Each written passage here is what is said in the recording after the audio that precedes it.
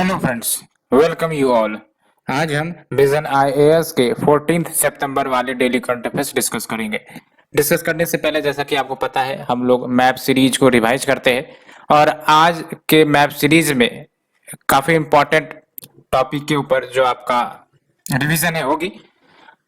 Tropic of cancer, tropic of Capricorn और जो equator है उनसे कौन कौन से देश पास करते हैं उसके बारे में डिस्कस करेंगे, क्योंकि हो सकता है यहाँ से भी क्वेश्चंस पूछे जा सकते हैं।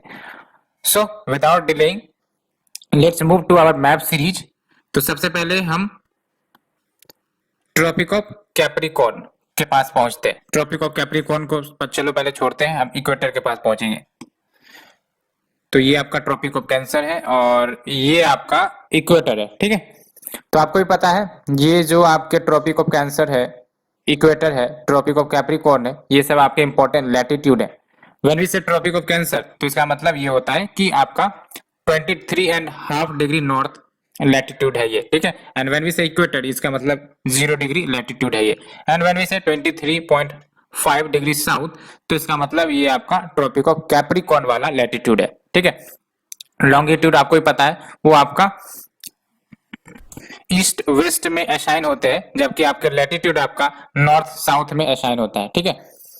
सो आज हम इक्वेटर के बारे में देखते हैं।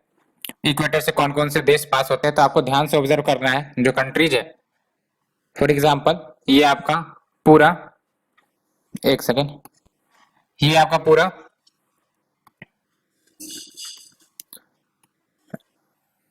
नॉर्थ अमेरिकन कॉन्टिनेंट है, ये तो आपको पता ही है, ठीक है। और ये आपका एशिया है और अल्टीमेटली ये आपका अफ्रीका है और ये आपका साउथ ईस्ट एशिया, ये आपका ऑस्ट्रेलिया, ठीक है। इतना तो पता ही है। चलते हैं आप इक्वेटर से कौन कौन से देश पास करते हैं। तो सबसे पहली बात आपको ये ऑब्जर्व करना है कि ये जो इक्वेटर वाली लाइन है वो कहाँ पर है। तो इक्वेटर वाली लाइन आप देख लो, ये जो आपका डॉटेड डॉटेड है ये इक्वेटर वाली लाइन है, ठीक है। तो कौन कौन से देश से ये पास हो रहा है आपका इक्वेटर। तो पहली बात तो ये आपको याद ही रहेगी, साउथ अफ्रीका से चलते हैं, साउथ अमेरिका से चलते हैं, ये आपका साउथ अमेरिकन कॉन्टिनेंट, ठीक है। तो साउथ अमेरिका से चलते हैं तो सबसे पहला देश जो आपको वेस्ट से ईस्ट की तरफ देखने को मिलेगा वो है आपका इक्वेडोर। इक्वेडोर आप आसानी से याद रख सकते हो, इक्वेटर इससे पास करता है ना। और उसके बाद आपका कोलंबिया, उसके बाद आपका ब्राजील, ठीक है। ये तीन देश इक्वेटर को क्रॉस करते हैं, ठीक है। और यहाँ पर आपको गैलापागोस आइलैंड भी देखने को मिलेगा which is west of equator and officially a part of equator. तो गैलापागोस आइलैंड से भी आपका इक्वेटर पास करती है। आपको ये याद रखना है कि गैलापागोस आइलैंड आपका पैसिफिक ओशियन में है, ठीक है, और इक्वेटर का ऑफिशियली पार्ट है। तो हमने इक्वेटर से गुजरने वाले कंट्रीज को डिस्कस कर लिया। BCE अगर आपको याद रखना है तो रख सकते हो BCE, वैसे हम हिस्ट्री में पढ़ते हैं BC, लेकिन आप ट्रॉपिक ऑफ बेसिकली इक्वेटर से क्रॉस करने वाले कंट्रीज साउथ अमेरिका में BCE से याद रख सकते हो, that is Brazil, Colombia and Ecuador, ठीक है। अब चलते हैं अफ्रीका में। ये है आपका पूरा अफ्रीकन कंटिनेंट है ना, ये पूरा आपका अफ्रीकन कंटिनेंट है। तो कौन कौन सा देश पास कर रहे हैं, क्रॉस कर रहे हैं 0 डिग्री इक्वेटर को। तो वेस्ट से ईस्ट की तरफ चलते हैं। तो आप देख लो आपका सैओ तोमो एंड प्रिंसिपी, वैसे आपको ये अजीब सा नाम लग रहा होगा लेकिन आप याद रख सकते हो, है ना, साओ तोम एंड प्रिंसिपी। और उसके बाद आपका गैबोन है, ठीक है। और उसके बाद आपका रिपब्लिक ऑफ कॉन्गो, है ना, रिपब्लिक ऑफ कॉन्गो यहाँ पर है।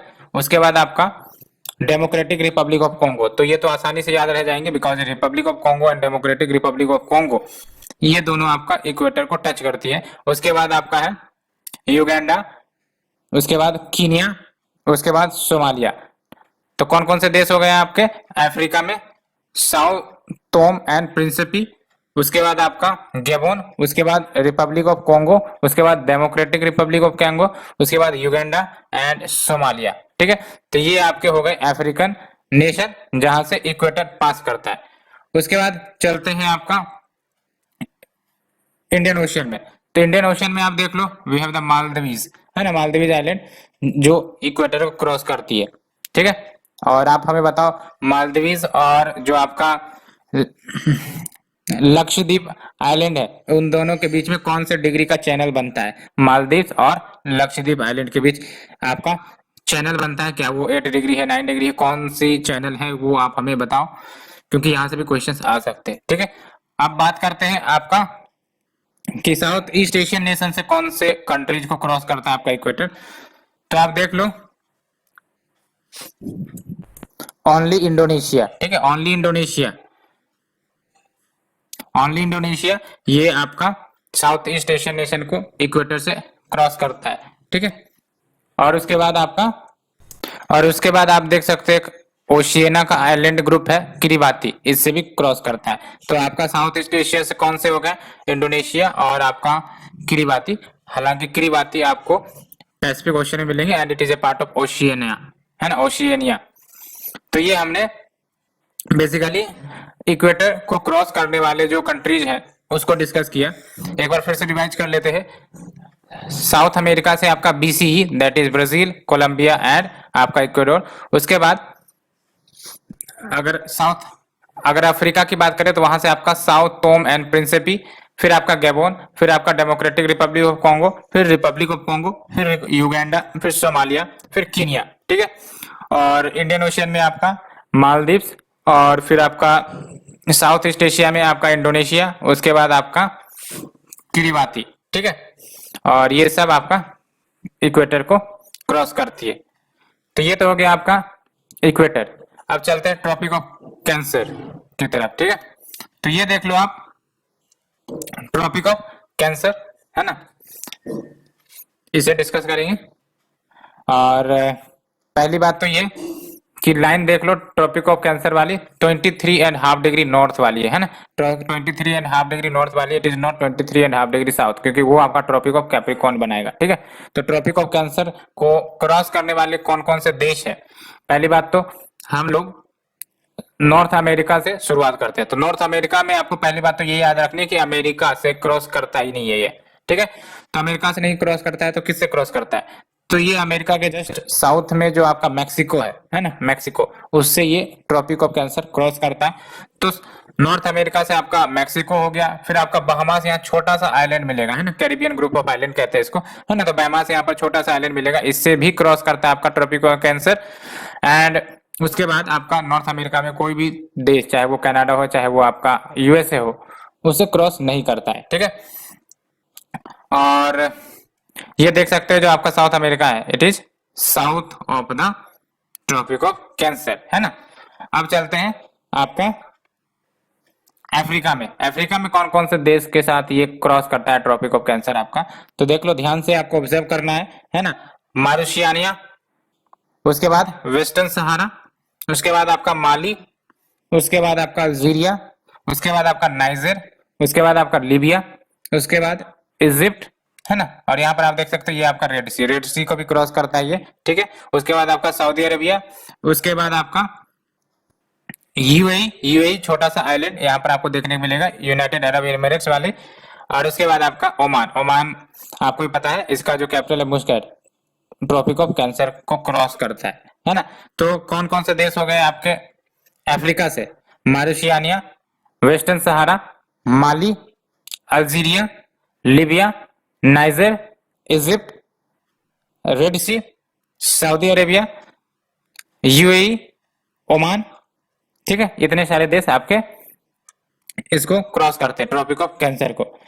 उसके बाद आ जाते हैं एशिया में, यानी कि एशिया वाले जो देश हैं उनसे कौन कौन से देश को ये क्रॉस करता है आपका ट्रॉपिक ऑफ कैंसर। तो इसमें देख लो इंडिया आपको सबसे पहले मिलेगा, है ना, ये आपका प्यारा सा इंडिया, और उसके बाद आपको बांग्लादेश, है ना, उसके बाद आपको म्यांमार, उसके बाद आपको चाइना, एंड उसके बाद आपको देख सकते हो ये जो ताइवान है, बार बार न्यूज में आती रहती है, उसको भी एक क्रॉस करता है ट्रॉपिक ऑफ कैंसर। और आप देख सकते हो साउथ ईस्ट एशियन नेशन में एकमात्र देश है, दैट इज म्यांमार, जो ट्रॉपिक ऑफ कैंसर को क्रॉस कर रही है। उसके अलावा कोई भी साउथ ईस्ट एशियन नेशन, चाहे वो लाओस हो, कंबोडिया हो, वियतनाम हो, ये सब क्रॉस नहीं कर रही है ट्रॉपिक ऑफ कैंसर को। ठीक है, तो ये याद रखनी है आपको, ओनली म्यांमार जो आपका साउथ ईस्ट एशियन नेशन है क्रॉस कर रही है ट्रॉपिक ऑफ कैंसर को। और उसके बाद आपका ताइवान तो है ही है ना। तो ये हमने देश के नाम डिस्कस किए, कौन कौन से, अगर फिर से रिपीट करते हैं। नॉर्थ अमेरिका से आपका मैक्सिको एंड बहामास, उसके बाद आपका अफ्रीका से Mauritania, Western Sahara, Mali, Algeria, Niger, Libya, Egypt, Saudi Arabia, ये जो रेड सी है, उसके बाद आपका यूएई, उसके बाद ओमान, और फिर आपका एशिया से बात करें, हालांकि यूएई, ओमान, सऊदी अरेबिया ये सब आपके एशिया में ही आते हैं, लेकिन ओवरऑल अगर इंडिया या साउथ एशिया की बात करें तो देख सकते हो आप, इंडिया है, फिर आपका बांग्लादेश है, फिर आपका साउथ ईस्ट एशिया में म्यांमार आ जाता है ना, और फिर आपका चाइना है, और ताइवान तो जरूर याद रखना है आपको, ताइवान भी है, ठीक है। तो ये हमने ट्रॉपिक ऑफ कैंसर को डिस्कस कर लिया। Let's move to the next, that is Tropic of Capricorn. Tropic of Capricorn जैसा कि आपको पता है 23.5 degree south, 23.5 degree south latitude को कहते हैं, ठीक है। तो ट्रॉपिक ऑफ कैंसर डिस्कस कर लिए, इक्वेटर डिस्कस कर लिए, now we discuss to the Tropic of Capricorn. देख सकते हो आप कौन कौन से देश है। सबसे पहले हम लोग शुरू करेंगे साउथ अमेरिका से। तो साउथ अमेरिका में आप देख लो कौन कौन से देश आ रहे हैं। चिली आ रहा है, बिल्कुल सही। अर्जेंटीना आ रहा है, बिल्कुल सही। और आपका ब्राजील आ रहा है, बिल्कुल सही। और आप ब्राजील को देख सकते हो, है ना, यहाँ से इक्वेटर एज वेल एज आपका ट्रॉपिक ऑफ कैप्रिकॉर्न दोनों पास करता है, ठीक है। एकमात्र देश ब्राजील ही है जहां पर आपका इक्वेटर और ट्रॉपिक ऑफ कैप्रिकॉर्न दोनों पास करते हैं, और कोई देश धरती पर नहीं मिलेगा आपको जहां से दोनों पास करते हो, है ना। तो आपका साउथ अमेरिका से कौन कौन से हो गए आपके, एबीसी। तो कैसे याद रखोगे ट्रॉपिक ऑफ कैप्रिकॉर्न के बारे में, एबीसी, साउथ अमेरिका से ABC, A for Argentina, B for Brazil, C for Chile, ठीक है। ये हो गया। उसके बाद पी भी है, पैराग्वे, ठीक है, पैराग्वे। तो ए बी सी पी याद रख सकते हो, Argentina, Brazil, Chile and Paraguay, है ना। और उसके बाद हम लोग चलेंगे अफ्रीका में। अफ्रीका में कौन कौन से देश को ये क्रॉस कर रहा है, तो नामीबिया, बोत्सवाना, मोजाम्बिक, मदगास्कर, है ना। और मोजाम्बिक और मदगास्कर के बीच आपको मोजाम्बिक चैनल भी मिलते हैं, ठीक है। तो ये भी याद रख सकते हो। तो आपका साउथ अफ्रीका भी है, ठीक है। तो कौन कौन से देश हो गए अफ्रीका से, Namibia, Botswana, South Africa, Mozambique और मदगास्कर, ठीक है। अब चलते हैं आपका ऑस्ट्रेलिया में। तो ऑस्ट्रेलिया से ही आपका क्रॉस करता है ट्रॉपिक ऑफ कैप्रिकॉर्न, तो ये भी याद रखना है। तो कौन कौन से देश हो गए जो ट्रॉपिक ऑफ कैप्रिकॉर्न को क्रॉस कर रहे हैं, तो देख लो साउथ अमेरिका से एबीसीपी यानी कि अर्जेंटीना, ब्राजील, चिली और आपका पैराग्वे, ठीक है। और अफ्रीका से आपका Namibia, Botswana, South Africa, Mozambique, Madagascar, ये, ठीक है। एंड आपका ऑस्ट्रेलिया एकमात्र है जो आपको इधर क्रॉस करते हैं ट्रॉपिक ऑफ कैप्रिकॉर्न को। और एक बात आप ऑब्जर्व कर रहे होंगे यहाँ पर इस डायग्राम में कि अफ्रीका को देखो, एक सेकेंड, ये अफ्रीका को आप देखो, ठीक है, ये जो हाईलाइट हो रही है, इससे आपका ट्रॉपिक ऑफ कैंसर भी पास कर रहा है, इक्वेटर भी पास कर रहा है और ट्रॉपिक ऑफ कैप्रिकॉर्न भी पास कर रहा है। लेकिन अन्य कोई कॉन्टिनेंट नहीं मिलेंगे जहां पर आपको तीनों एक साथ पास कर रहे होंगे। फॉर एग्जांपल आपका ट्रॉपिक ऑफ कैंसर, ये आपका सिर्फ और सिर्फ मैक्सिको या फिर कह सकते हो कि इनसे ही पास कर रहा है ना। और इक्वेटर की बात करें तो ये आपका इधर हो गया और ट्रॉपिक ऑफ कैप्रिकॉर्न इधर हो गया, यानी कि एकमात्र कंटिनेंट जहां से तीनों पास करते हैं, है ना। नॉर्थ अमेरिका से आपका ट्रॉपिक ऑफ कैंसर है, उसके बाद आपका इक्वेटर से आपका देख सकते हो ये आपका साउथ अमेरिका, और फिर कैप्रिकॉर्न को भी साउथ अमेरिका टच करता है, लेकिन अफ्रीका एकमात्र है जहां से तीनों क्रॉस करते हैं, ठीक है। तो ये हमने डिस्कस किया Tropic of cancer, tropic of Capricorn and Tropic of Cancer, ठीक है। हालांकि काफी टाइम हो गई है फ्रेंड्स, सो आज के इस लेक्चर को यहीं पे पॉज करते हैं मैप सीरीज वाले। कल फिर देखेंगे हम जो बच्चे आपके आइटम्स है या डिटेल्स है मैप वाली। So let's move to our article. The first one is most farmers selling in local markets, government agencies procure the least। ये आपका नेशनल सैंपल सर्वे के रिपोर्ट से सामने आया है। तो हाल ही में 77th round of national sample survey titled land and livestock holdings of household and situation assessment of agricultural household ये रिलीज करी गई है। क्या की फाइंडिंग है? पहली बात तो ये कि लोकल मार्केट को प्रेफर किया जा रहा है for selling of the product.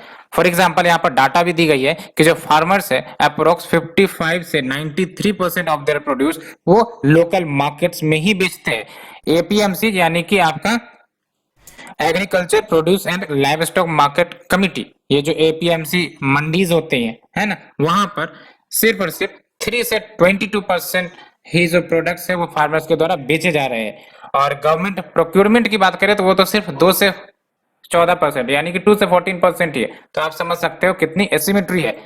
दूसरा जो फाइंडिंग्स आया है वो ये कि जो शेयर है क्रॉप्स का which is sold to the APMC markets and government agencies, उसमें से paddy, wheat and sugar cane ये हाईएस्ट शेयर रहे हैं, है ना।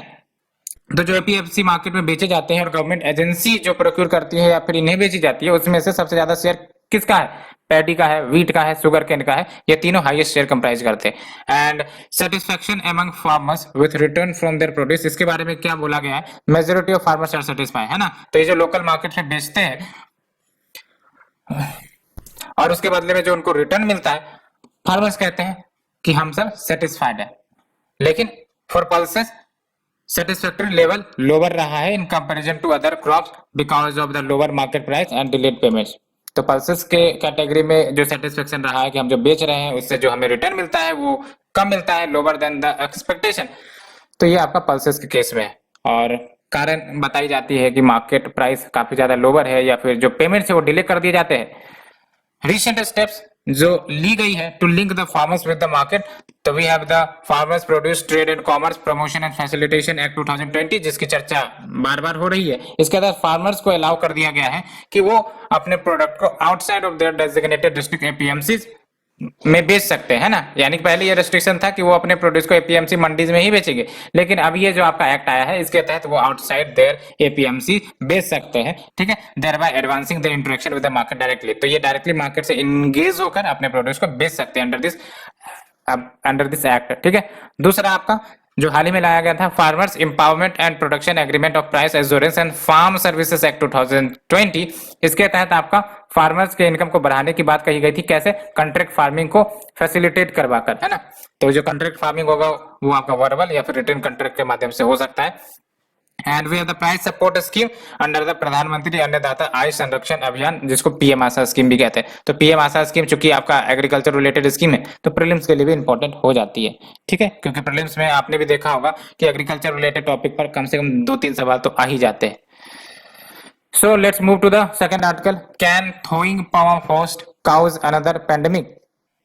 तो जब हम पर्माफ्रॉस्ट की बात करते हैं तो इसका मतलब क्या है? विच इज परमानेंटली फ्रोजन, है ना। तो एज ए ग्राउंड, चाहे वो सॉइल हो, रॉक हो, एंड एनी इंक्लूडेड आइस और organic material that remains at low या फिर below 0 degree Celsius for at least 2 consecutive years. इसको तो याद रखना है डेफिनेशन को, है ना। पर्माफ्रॉस्ट वाली डेफिनेशन क्या है? कोई भी सरफेस ले लो, ठीक है, अगर वो आपका below 0 degree Celsius for at least 2 consecutive years तक रहता है तो उसको आप पर्माफ्रोस्ट कह सकते हो, ठीक है। एंड ये जो लेटेस्ट आईपीसीसी रिपोर्ट आई है इसमें वार्न किया गया है कि जैसे जैसे ग्लोबल वार्मिंग बढ़ता जा रहा है इसके कारण क्या हो रहा है? आपका मेल्टिंग हो रहा है। तो इसके कारण होगा क्या? जो आर्कटिक पर्माफ्रॉस्ट रीजन है वो आपका रिड्यूस होगा। क्यों? बिकॉज मेल्टिंग के कारण। एंड उसके बाद आपका थ्रोइंग होगा ग्राउंड का, और जब भी थ्रोइंग होगा तो मान के चलो आपका जो ग्रीन हाउस गैसेस जो कंजर्व थी वहां पर वो आपका अब रिलीज होने लगेंगी। जैसे मीथेन वहां पर हो सकता है लंबे समय से कंजर्व्ड हो and because of the low temperature वो इमिट नहीं हो रही हो, लेकिन जैसे जैसे आपका ग्लोबल वार्मिंग बढ़ता जा रहा है जो आपका मीथेन है, कार्बन डाइऑक्साइड है जो वहां पर स्टोर रही है लंबे समय के लिए, अब वो भी रिलीज होने लगेंगी। तो इसके कारण फर्दर बेसिकली डेट्रीमेंटल होगा आपका ग्लोबल वार्मिंग के लिए। And it is believed that some bacteria and viruses can lie dormant for thousand of years in the permafrost. ये सब भी तो होते ही है ना। बहुत सारे बैक्टीरिया वायरस स्पीसीज ऐसे होते हैं जो लंबे समय तक सर्वाइव कर लेते हैं, है ना, बिकॉज ऑफ द टेक्निक जो भी वो यूज करते होंगे, और जैसे उनको माहौल मिलेगा वो एक्टिव हो सकते हैं, है ना। तो देख सकते हो D freezing of permafrost may release these microbes into the environment which may have potential to cause new diseases and other impacts of permafrost thawing। Permafrost throwing याद नहीं कि थ्रोइंग मतलब सिंपली मेल्टिंग होता है ना, इसमें कंफ्यूजन नहीं रहनी है। थ्रोइंग मतलब मेल्टिंग। तो अदर इंपैक्ट्स क्या होंगे अगर पर्माफ्रॉस्ट रीजन मेल्ट करती है, ठीक है। तो देख सकते हो बियरिंग कैपेसिटी में रिडक्शन आएगा। व्हेन वी से बियरिंग कैपेसिटी तो इसका मतलब ये है कि जो एबिलिटी है फ्रोजन ग्राउंड की टू कैरी स्ट्रक्चरल लोड्स वो आपका कम होने लगेगा, ठीक है। एंड अनदर इंपैक्ट की बात करें तो जो वाटर रिलीज होंगी बिकॉज ऑफ द थ्रोइंग, तो जाहिर सी बात है इससे सॉइल कोलैप्स हो सकती है, ट्रांसपोर्ट ऑफ सोल्यूट्स बढ़ सकते हैं वाटर के साथ मिक्स होकर, जिसमें आपका ऑर्गेनिक मैटर हो सकते हैं, न्यूट्रिएंट्स हो सकते हैं, पॉल्यूशन भी हो सकते हैं, विच में भी carry long distances by river और द सी वाटर। और आप देख लो, permafrost is spread across an area of over 23 million square kilometer, और लगभग ये permafrost region 15% of the land area of the globe. तो परमाफ्रॉस्ट काफी सिग्निफिकेंट एरिया को ऑक्यूपाई किए हुए है, और अगर इसमें कोई डिस्टर्बेंस होता है तो आप समझ सकते हैं इसका नेगेटिव रिपरकशंस क्या हो सकते हैं। ठीक है, तो परमाफ्रॉस्ट का ओवरऑल एरिया देख लो तो 15% of the land area of the globe, and northern hemisphere में 24% of the ice free land area मोर और लेस परमाफ्रॉस्ट के कारण इन्फ्लुएंस होते हैं, and most of this areas is found in Siberia, Canada, Alaska and Greenland, यानी कि high latitude वाले reason में, क्योंकि वहां पर आपका टेम्परेचर कम रहता है। सो ये हमने डिस्कस किया परमाफ्रॉस्ट के बारे में और इसका क्या मतलब होता है। और let's move to the next article. Reserve Bank of India announced opening of third cohort under regulatory sandbox. तो जब हम बात करते हैं रेगुलेटरी सैंडबॉक्स की, तो इसका मतलब कोई भी नया प्रोडक्ट लेट से आरबीआई लेकर आ रहा है या कोई भी नया सर्विसेज आरबीआई लेकर आ रहा है, तो उसको सबसे पहले हम कंप्लीटली जनता के सामने नहीं रखते, उसको हम टेस्ट करते हैं इन ए रेगुलेटेड इन्वायरमेंट में। तो रेगुलेटरी सैंडबॉक्स भी आपका वही हुआ, रेगुलेटेड इन्वायरमेंट की before entering into the whole market, उसको रेस्ट्रिक्टेड एनवायरनमेंट में रिलीज किया जाए, सो दैट उनकी एफिशिएंसी, उनका जो वर्क है उसको टेस्ट किया जाए। तो regulatory sandbox is nothing but live testing of new products और सर्विसेज इन ए कंट्रोल्ड या test regulatory environment for which regulators may or may not permit certain regulatory relaxation because for the limited purpose of testing. वही बात है ना।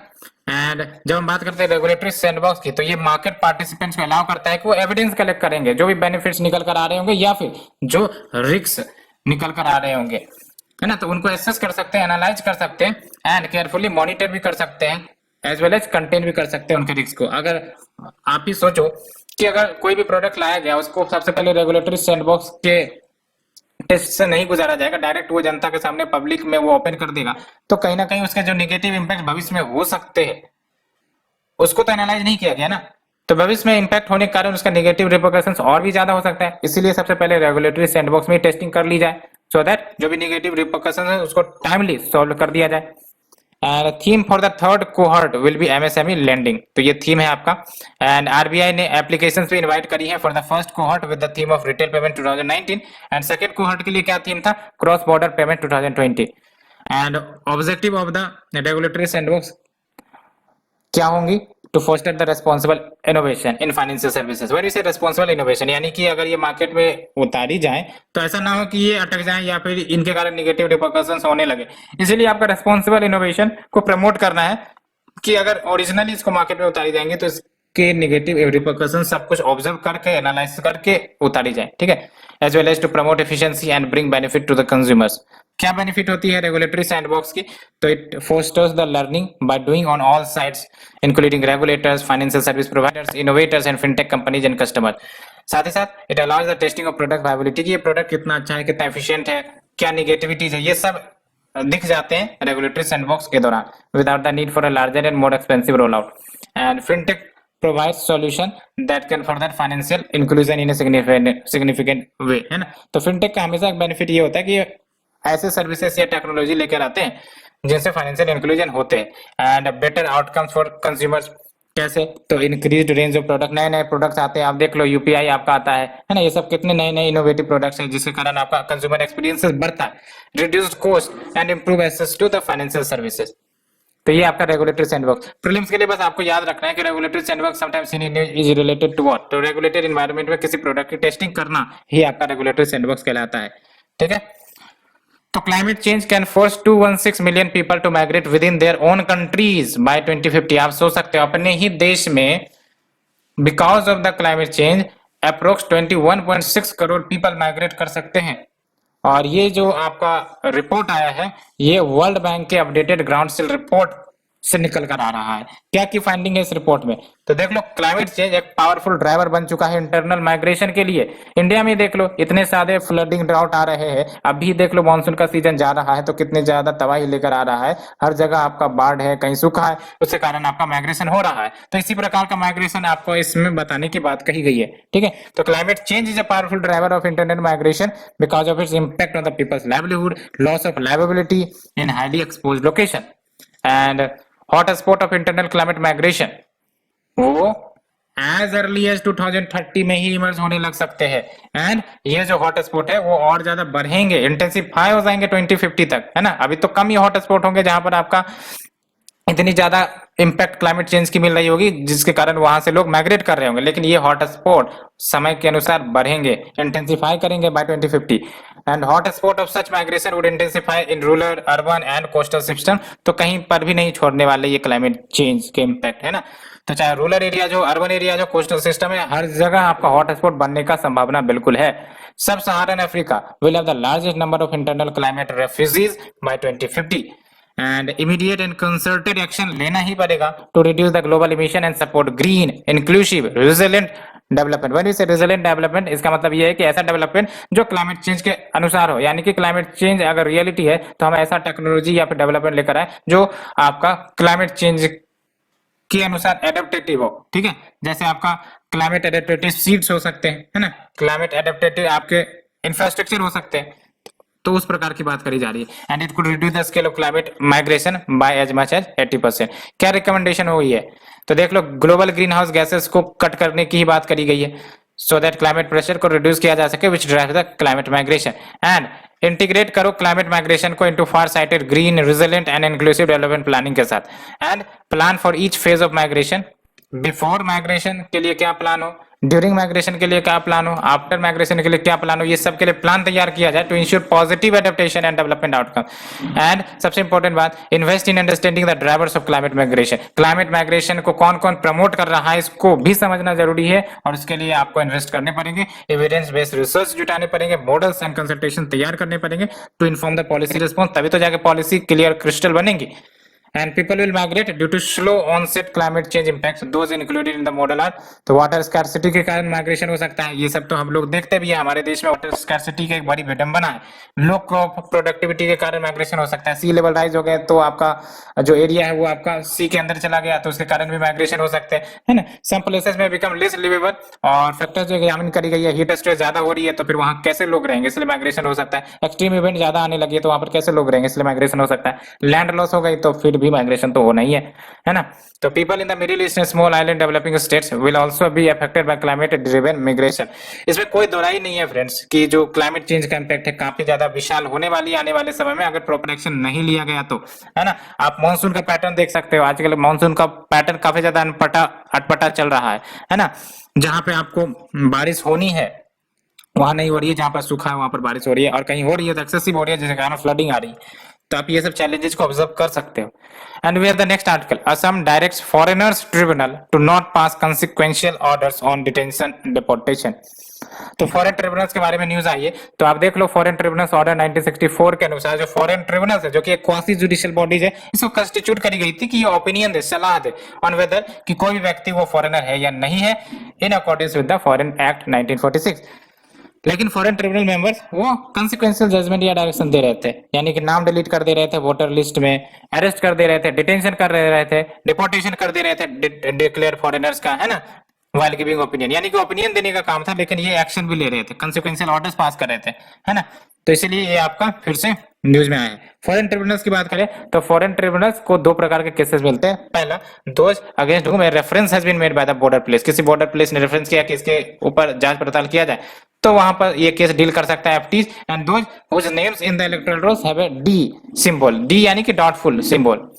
And foreign tribunal आपका head करी जाती है by member who can be a retired judicial officer, bureaucrat भी head कर सकते हैं इसे, या फिर lawyer with minimum 7 years of legal practice. तो ये याद रख सकते हो एलिजिबिलिटी क्राइटेरिया, ठीक है। It is headed by member who can be a retired judicial officer, bureaucrat और lawyer with minimum 7 years of legal practice. 2019 में मिनिस्ट्री ऑफ होम अफेयर्स ने अमेंड कर दिया था फॉरेन ट्रिब्यूनल ऑर्डर 1964 को, काफी ज्यादा न्यूज में रही है, ये प्रीलिम्स के लिए भी क्वेश्चन बन सकती है, जिसके तहत जो डीएम है ऑफ द डिस्ट्रिक्ट यानी कि डिस्ट्रिक्ट मजिस्ट्रेट उनको एम्पावर किया गया था in all the state duties को सेटअप कर सकते हैं ट्रिब्यूनल्स एंड वो डिसाइड कर सकते हैं whether a person staying illegally in India और नॉट, या फिर फॉरेनर है या नहीं है। एंड ये याद रखना है फॉरेन ट्रिब्यूनल आपका स्टेट्यूटरी बॉडी नहीं है ना, इट इज क्रिएटेड अंडर ये जो आपका ऑर्डर है फॉरेन ट्रिब्यूनल्स ऑर्डर 1964, याद रखना ऑर्डर है, ये स्टेट्यूटरी ऑर्गेनाइजेशन नहीं है, इसे याद रखना, कंफ्यूज नहीं करने हैं इसमें। एंड फॉरेन ट्रिब्यूनल आपका पहली बार सेटअप करी गई थी 1964 में और असम के लिए यूनिक है, और रेस्ट ऑफ द कंट्री में foreigner apprehended by the police for staying illegally और उसको प्रोसिक्यूट किया जाता है लोकल कोर्ट में। लेकिन असम के केस में क्या है, आपका फॉरेन ट्रिब्यूनल सेटअप किए जाते हैं एंड फिर बाद में आपका डिपोर्टेड या पुट इन डिटेंशन सेंटर। ठीक है, तो foreign tribunals were set up in 1964 and it is unique in Assam. And rest of the country में क्या होता है, फॉरेनर्स को एप्रीहेंड किया जाता है पुलिस के द्वारा एंड उसके बाद प्रोसिक्यूट की जाती है लोकल कोर्ट में एंड लाटर डिपोर्टेड या put in the detention centres. Next is your government curves funding for 10 climate change child labour NGO. ये भी आपका न्यूज में आया था, कल ही की न्यूज है जो आज आपको यहाँ पर देखने को मिल रही है ना। तो climate change and child labour related NGOs कुछ ऐसे देखने को मिले होंगे जिसके कारण गवर्नमेंट ने फंडिंग कब की है इनकी। तो देख लो ऑर्डर्स इश्यू करी गई हैं किनके द्वारा, रिजर्व बैंक ऑफ इंडिया के द्वारा, और उसके बाद से ही जो फाइनेंस का फ्लो है यानी पैसे की जो फ्लो है to these 10 American Australian and European NGO इनको रेस्ट्रिक्ट कर दिया गया है एंड इनको अब प्रायर रेफरेंस कैटेगरी लिस्ट में डाल दिया गया है using the foreign contribution regulation act 2010। ये याद रखना है, ठीक है। अगर पूछा जाएगा prior reference category sometimes in is news, it is related to foreign contribution regulation, ठीक है। एंड अगर किसी एनजीओ को पीआरसी में डाल दिया जाता है तो इसका मतलब ये है कि जो सारे के सारे फॉरेन फंड्स आ रहे हैं टू दीज रिसिपिएंट एनजीओ, इनको प्रायर क्लियरेंस लेना पड़ेगा मिनिस्ट्री ऑफ होम अफेयर्स से। एंड ये जो स्टेप है वो गवर्नमेंट के द्वारा क्यों लिया गया, बिकॉज बहुत सारे इन्वायरमेंटल एनजीओ वो रॉन्ग इमेज गवर्नमेंट का दिखा रहे थे, है ना। तो गवर्नमेंट का रॉन्ग इमेज दिखा रहे थे कि गवर्नमेंट नहीं कुछ कर रही है या फिर ये है ना, जो भी निगेटिव रिपरकशन है उनके रॉन्ग इमेज को दिखा रहे थे and hampering the development work in India, ठीक है। तो इसीलिए स्टेप ली गई। एग्जांपल के तौर पर देख लो, advocacy against coal and intensifying pressure on India to raise nationally determined contribution, जबरदस्ती प्रेशर करते रहते थे, ठीक है। अब गवर्नमेंट चाहेंगे तभी तो करेंगे। तो ये बातें आपको देखने को मिल रही थी गवर्नमेंट ने कब कर दिया इनका। और इंडिया में एमएचए यानी कि ministry of home affairs monitor करती है इन फॉरेन फंड्स को which is denoted to the NGO and organisations via FCRA यानी foreign contribution regulation act. And when we say foreign contribution regulation act, तो ये इंश्योर करती है कि जो डोनेशन दिए जाते हैं एनजीओ को वो डोनेशन पॉजिटिविटी के लिए हो, है ना। ऐसा ना हो कि ये इंटरनल सिक्योरिटी को ही एडवर्सली अफेक्ट करने लगे, इसलिए इनको रेगुलेट करना पड़ता है ना। एंड एफसीआरए को अमेंड भी की गई थी 2020 में, making it more stringent with the provisions like, ये याद रखना है एफसीआरए के जो अमेंडमेंट की गई है प्रोविजंस प्रीलिम्स के लिए काफी इंपॉर्टेंट हो सकते हैं। पहली बात तो ये कि prohibition of transfer of fund from one NGO to another, एक एनजीओ को पैसा मिला वो दूसरे एनजीओ को ट्रांसफर नहीं कर सकती, ये आपका अमेंडेड रूल्स में आया है। साथ ही साथ एडमिनिस्ट्रेटिव एक्सपेंसेस जो इनके द्वारा किए जाते हैं उसमें भी डिक्रीमेंट की बात करी गई है, यानी कि जो भी फॉरेन फंड्स आते हैं, पता चला ये जो अपना 80% of this fund administrative expenses में ही लगाने लगे, तो ये तो नहीं है ना, ये उचित नहीं है। इसलिए ये रेस्ट्रिक्शन लगाई गई है कि एडमिनिस्ट्रेटिव एक्सपेंसेस में डिक्रीमेंट किया जाए which has been allocated via foreign funds from 50% to 20%। तो पहले 50% एडमिनिस्ट्रेटिव एक्सपेंसेस करी जा सकते थे, लेकिन अब आपका 20% है। मेकिंग आधार मैंडेटरी, ठीक है, आधार को भी मैंडेटरी कर दिया गया for registration and giving the government powers to stop utilisation of foreign fund through summary inquiry. तो ये सब कुछ इंपॉर्टेंट प्रोविजन जो अमेंड करके लाई गई है। Next we have the shorter news, India and USA launch climate action and finance mobilisation dialogue CAFMD। तो CAFMD it is one of the two main tracks and other track वो आपका है strategic clean energy partnership. तो एक track आपका हो गया strategic clean energy partnership, तो दूसरा है आपका CAFMD, ठीक है, of the US India agenda 2030 partnership जो अनाउंस करी गई थी अप्रैल 2021 में। एंड व्हेन वी से CAFMD, तो इनके 3 पिलर्स हैं। पहली बात तो ये कि क्लाइमेट एक्शन पिलर, और ये बेसिकली लुक आउट करेगा the ways to reduce emission in the next decade and pillar for setting out a road map to achieve 450 gigawatt renewable energy in the transportation building industry. तीसरा है आपका financial pillar. तो financial pillar के तहत क्या होगा कि collaboration होगी on attracting the finance so that जो हमने इच्छा जग जाहिर करी है 450 गीगावाट और रिन्यूएबल एनर्जी स्टैब्लिश करने का, उसको फाइनेंस भी तो करना है है ना। तो इसके तहत आपका अट्रैक्ट किया जाएगा फाइनेंस को and demonstrate at scale clean energy technologies. Next we have the Rex MK2। तो ये आपका अनमैन्ड लैंड प्लेटफॉर्म है, याद रखना है आपको। रेक्स MK2 ये आपका अनमैन्ड लैंड प्लेटफॉर्म है जो डेवलप करी गई है इजराइल एरोस्पेस इंडस्ट्रीज के द्वारा, और इसका ऑब्जेक्टिव वही है to keep the troops out of harms, है ना, कि अगर कॉम्प्लेक्स सिचुएशन आ गया तो जो ट्रूप्स है उनको खतरे से बाहर रखा जाए, ये ऑब्जेक्टिव है आपका रेक्स MK2 का। एंड व्हेन वी से रेक्स MK2 तो ये आपका बैटल जोन्स को भी पेट्रोल कर सकता है, वहां चक्कर लगा सकते हैं, है ना, इन्फिल्ट्रेटर्स को ट्रैक कर सकता है, साथ ही साथ जरूरत पड़ने पर फायर भी ओपन कर सकता है, ठीक है। And it also support the combat forces in gathering intelligence, providing logistical support, carrying the injured soldiers and help execute the remote tracks. Now we have the NCLT can not allow changes to successful resolution plan. तो ये आप देख लो supreme court ने कहा है साफ साफ कि जो कमिटी ऑफ क्रेडिटर्स है ना, तो जो committee of creditors approved resolution plan और उसके बाद ये रेजोल्यूशन प्लान सबमिट करी जाती है NCLT के पास, तो ये प्लान में कोई भी चेंज या मॉडिफिकेशन या विथड्रॉ नहीं की जा सकती, क्योंकि अगर ये सब किया गया तो फिर से अनदर टायर ऑफ नेगोशिएशन शुरू हो जाएंगी। तो सुप्रीम कोर्ट ने ये भी रूल किया कि जो कॉर्पोरेट इंसॉल्वेंसी रेजोल्यूशन प्रोसेस है which is carried out under the insolvency and bankruptcy code, इसको कंप्लीट करने होंगे विद इन 330 डेज, जो आपका IBC में भी कहा गया है, ठीक है। पहले 270 डेज हुआ करता था, इसको बढ़ाकर 33 डेज कर दिया गया। Next is your development finance institution, ये भी काफी ज्यादा न्यूज में आ रही है। फाइनेंस मिनिस्टर ने हाईलाइट किया है कि जो आपका development finance institution which was announced in budget, इसको ऑपरेशनलाइज बहुत ही जल्द कर दी जाएंगे। एंड व्हेन वी से DFI, तो इसको क्रिएट की जाएंगी, याद रखना है आपको, under the national bank for financing infrastructure and development act 2021, यानी कि ये जो आपका DFI होगा वो स्टेट्यूटरी इंस्टीट्यूशन होगा जिसे क्रिएट करी जाएंगे under the national bank for financing infrastructure and development act 2021। Objective क्या होगा, तो बेसिकली इसके तहत फाइनेंस दी जाएंगी, फैसिलिटेट की जाएंगी लॉन्ग टर्म फंड्स को, सो दैट इंफ्रास्ट्रक्चर प्रोजेक्ट में इन्हें इन्वेस्ट किया जाए। इससे पहले इंडिया ने ऑलरेडी सक्सेसफुल DFIs सेटअप कर रखी थी, ऐसा नहीं है कि पहली बार धरती पर भारत ये सेटअप कर रहा है, ऑलरेडी सेटअप की गई थी। जैसे आपका industrial finance corporation of India 1948 में भी करी गई थी, इंडस्ट्रियल डेवलपमेंट बैंक IDBI 1964 में क्रिएट करी गई थी, लेकिन मिड 1990s के बाद इन DFIs का डिक्लाइन होने लगा था, यानी कि पोस्ट लिबरलाइजेशन इरा के बाद डिक्लाइन होने लगा था। Next is your NBFCs among others allowed to apply for Aadhaar eKYC license, RBI का ये कहना है। तो देख लो, under the prevention of money laundering act that is PMLA 2002, entities which is other than banking companies, वो notification जब release करी जाएंगे सेंट्रल गवर्नमेंट के द्वारा, तो उनको परमिट की जाएंगी कि वो ऑथेंटिकेट कर सकते हैं क्लाइंट के आधार नंबर को using the eKYC facility provided by the unique identification authority of India, है ना।